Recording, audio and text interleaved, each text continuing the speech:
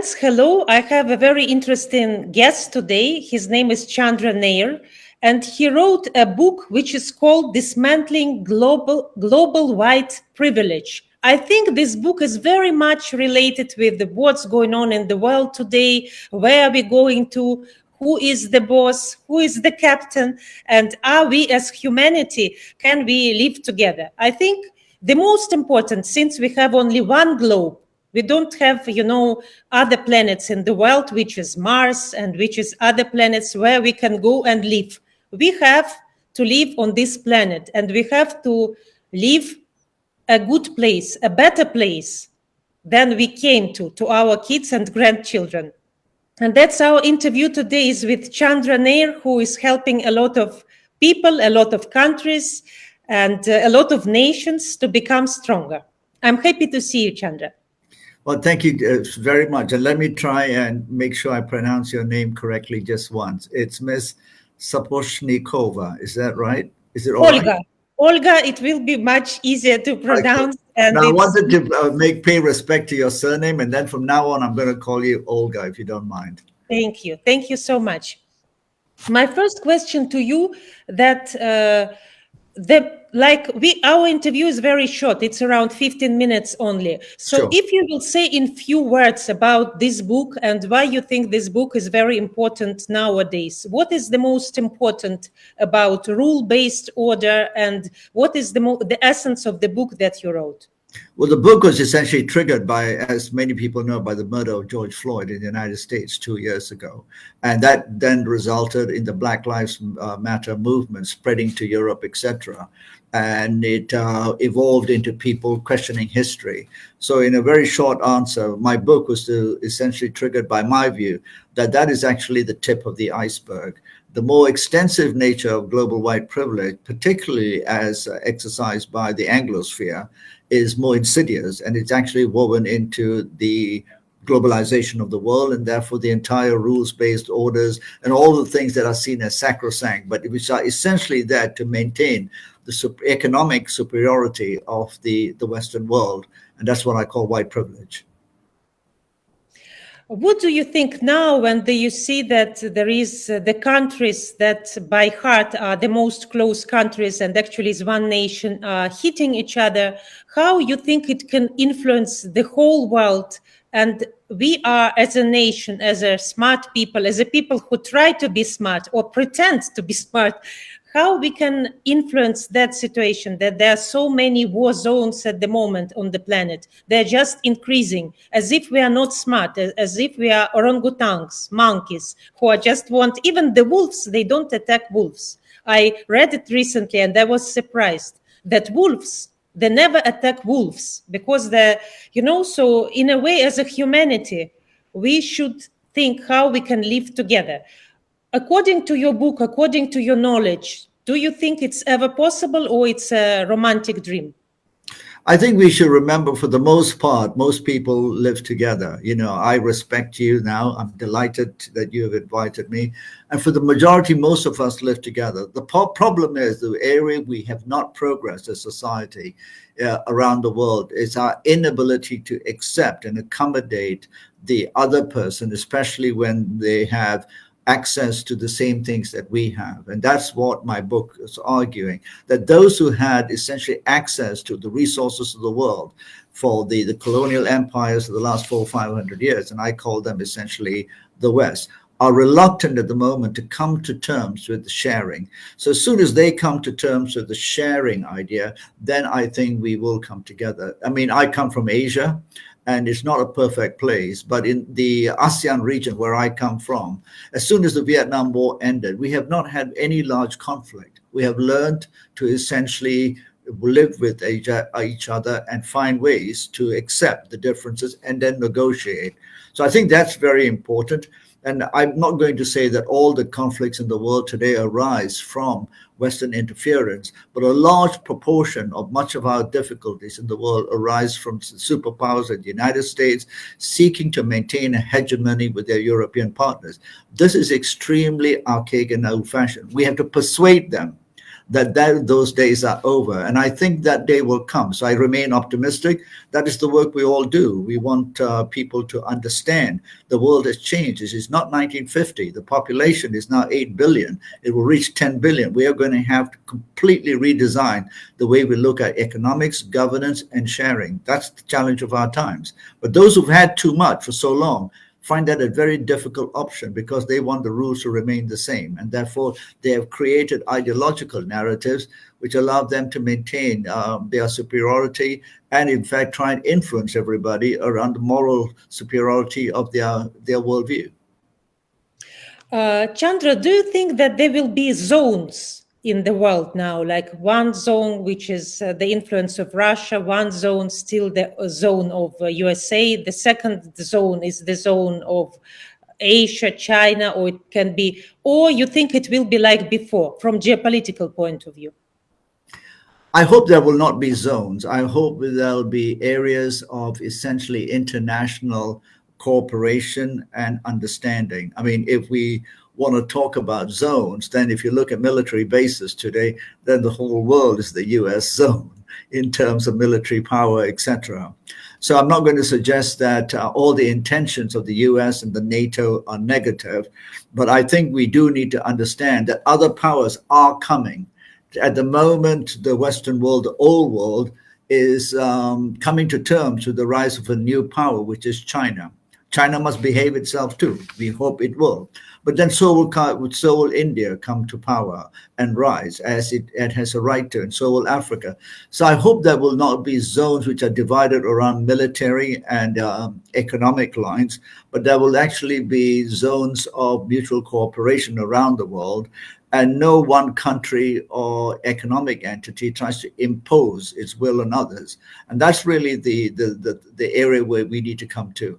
And I think it's evolving. It's evolving. And what we're seeing in tensions today is that shift away from zones. I think the United States will not be able to throw its weight around in Asia as it did for the last 25, 30 years, or the Middle East. How you, Chandra, recommend, since you studied this subject in your work and in your book, for people to accept mass media? Because now we are very much manipulated. It depends which TV channel you're watching, which newspaper you're reading. And as a journalist before, I was taught that if you want to have a fair information, at least you need to study 4 or 5 sources. Then you can make your opinion, your own opinion, analyzing on these sources. But if you're reading one paper for 20 years or one TV channel, definitely you will know only one part of information. Are you agree with that? And what are your recommendations for the audience? I totally agree with that. I do a lot of coaching and leadership training for young professionals. And the main thing I try and tell them is to read widely. Not just read widely about politics, but about culture and a whole host of different things, and come to their own consensus. I believe that we live in an era, unfortunately, because as you said, journalism used to be a place where essentially everything had to be checked. There was peer review, and qualified people wrote very good things. And today, almost anyone can write everything, and then it has been called democratization. But actually, it's a very dangerous thing. So I believe that with the sort of advances in digital technology, we live in a very dangerous era. I've been saying this for a long time, that it will be ultimately up to the state. All our societies are governed by rules, and those rules are not made by a private company. They are made by the institutions of our society. They're called the state. In certain Western liberal societies, the idea of the state is seen already as a negative thing. But I argue in my book, the second book I wrote called The Sustainable State, we will need rules in a very crowded and constrained planet with resources. And when it comes, therefore, to information, particularly media, and the ability for people to cause a lot of distrust and hatred, etc., the state will have to intervene. And as we are seeing even in the United States and Europe, the states are now beginning to understand that they will have to control some of the tech companies. And I think we will need better peer-reviewed sort of journalism to be part and parcel of it. How the state does that, that is going to be a very, very tough thing, because the genie is out of the bottle. I know at least... The genie is out of the bottle, and if you will read some of the social media, especially nowadays when there is a conflict, After 3 4 hours you will be in very bad mood. After 5 6 hours Yes, you will be mental. almost paranoid. After 10 hours I think you will be sick. So it takes 10 hours without stop reading that, because unfortunately the comments are not positive, and etc etc. So will you recommend to stay away from that, or at least to put some Absolutely. limit to yourself? Absolutely. I think your advice is right. Have reliable sources, but do take a variety of inputs and stay away from the social media, and don't let the device control what you read, because we know what the algorithms do. They will feed you a lot of nonsense, a lot of hatred, and take you down to very dark places. Unfortunately, that's the world we live in, and many people are trapped in it. But if you're asking me to give advice to people, I'll always say do not click everywhere, because that algorithm will soon take over your life, and that was game over. And it actually creates great depression and mental wellness, etc. This happened in Hong Kong 2 years ago when we had all the riots, and people were getting totally depressed because people didn't know what to follow. There was so much manipulation of the information, and that's an active war to essentially demonize one side or the other and capture minds, particularly young minds, which is very dangerous. Something's going to have to be done about this. And I often joke in the previous when I spoke about digital technology, I use pornography to get people really focused and say, if you want to look at the internet from the point of view of its destructive nature as well, well, today most kids who are about 10 years old, particularly in the more developed economies, are all watching porn. And if you're a parent and you don't know this, you must be having your head in the sand. Therefore, who protects a 10-year-old kid in Kalimantan, Kathmandu, or even in somewhere in Europe from pornography? If it's Google, it's called an algorithm. When the state does it, it's called censorship in the Western liberal media. But someone is going to have to protect these kids from the ubiquitous nature of the internet and the transmission of very dangerous content. And that is, I think, going to be the struggle for the next 5 years. Who's going to do what? I know, and this may sound unpopular to some people, but in China, the Chinese government has already started to intervene, particularly on things like gaming, to protect young children from wasting hours and hours a day playing games rather than studying. So you bring up a very important point. We're going to have to be very careful and turn the device off. I call it it's the digital cocaine. The digital cocaine. And you also said about the tyranny of technology. So Yes. it's not the using of technology, it's the tyranny. Do you think, because I also believe that it can raise hatred between people when you really follow only one rule. How to, for the person who wants to stay in good mood, who want to be positive, who want to live a good life, and who can help for peaceful negotiation, as I believe that negotiating is the way. And we also say that small peace, bad peace, weak peace is better than the war. Even if the peace is, you're just starting to find the way for peace, it's better. So what you will recommend for these people, how to remove the leverage of hatred that they receive from mass media, and how to start negotiating? Firstly, I think you need to recognize you need to take control of your life, because if you don't, the technology will. So that's the first thing. Do you want control of your life when you get up in the morning? The second thing, understand the great importance of positivity. As you said, whether you're rich or poor, life is beautiful. We all live in a beautiful world, irrespective of material wealth. You need to value that, and you need to understand that positivity. So you first need to do those two things, and then you have to take conscious actions if you have a device to essentially put it away and not be addicted to it. This is a very hard thing to do, but those are conscious Of decisions. course, you can see if the person doesn't have a phone or something and it's not working, the person become irritated, Oh, upset, yes, yes. so it's like a kind of disease. I'm not talking about kids. For them, it's even more difficult. Yes, it's essentially people have almost a near-death experience when they don't have their phone. So, this is a major societal problem that you have identified, and I'm glad you've spoken about it. My advice to individuals is to stay away Get time where you do not look at it, free yourself, do enjoyable things that are positive. If you're always looking at the phone, you have to ask yourself, why? Why are you living such a sad life that you need to look at this all the time? There's so much beauty in the world we live in that you should be able to engage in other things, walking, sports, reading, listening to music, being creative. And there is no running away from the fact that the device is designed to hook you and make you a victim almost. So you have to break away. And my view is eventually institutions of the states, the governments will have to intervene because people will be too weak. The device is designed to get you hooked, and we have to do something else. And frankly, parents have to give people advice. I've often spoken to parents. They say, what should I do? And I just say to them, why don't you just be a parent? Meaning take the device away. That is a very good advice. And lastly, what you will recommend to people who are in the war zone, who are under attack, or who is on the other side, how to smooth it down, how to find the way for, since you were also experiencing that and you know what I'm talking about, how to start to negotiate? Who should start doing the first step? I think people from both sides should essentially, firstly, not get swept away by the hysteria or jingoistic nature of war. Those people are bad, we're good. Because when war starts, as you know, there are no good guys or bad guys. We're all losers. And there are always reasons why wars start. I'm a member of an international organization. For the last 3 days, we've had lots of discussions and differences of opinion. They wanted to put a statement out condemning one side and not the other. And I said I would not sign up to that because it is too simplistic.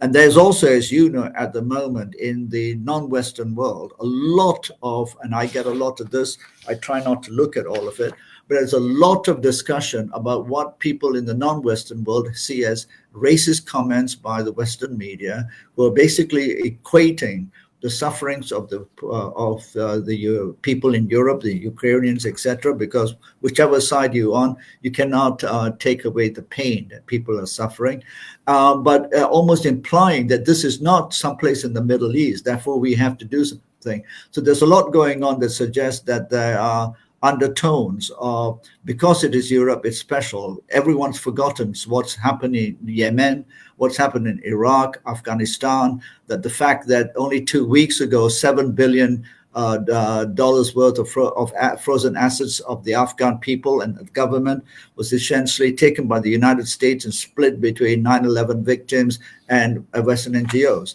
So what we got to do is get everyone, the people, firstly, of course, to talk to their political leaders and say, come on, let's do something. Let's move away from the war. But the other thing is help people on both sides. Don't be partisan.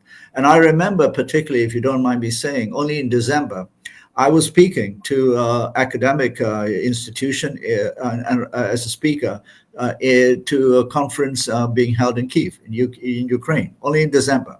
And I remember two people asked me, we are a country and the tensions hadn't grown that big at the moment. What should we do? And I said, I'm no expert, but I did say, stay independent, don't take sides, be friends with both sides, and then things will be okay. And I'm tempted to go back to those people and say, please, don't take sides. Everyone loses. There's no good to come out of that. So I hear from people saying, in some countries they're sending arms to this country and that country. I think this is terrible. We should stop arming either side. We should certainly feel sympathetic. There's always in a conflict one side that's stronger than the other, and we should urge both the stronger side also to be very careful. But people should talk to their governments and say, come on, enough is enough. We don't need to be nationalistic. We just need to be human at this point. And that, I think, is the most important thing. I think that's what you try and do as well. That is the most important thing, I think, in any situation, to stay human. And that is our role. And that's why we are born to this planet. We are born to this planet as humans.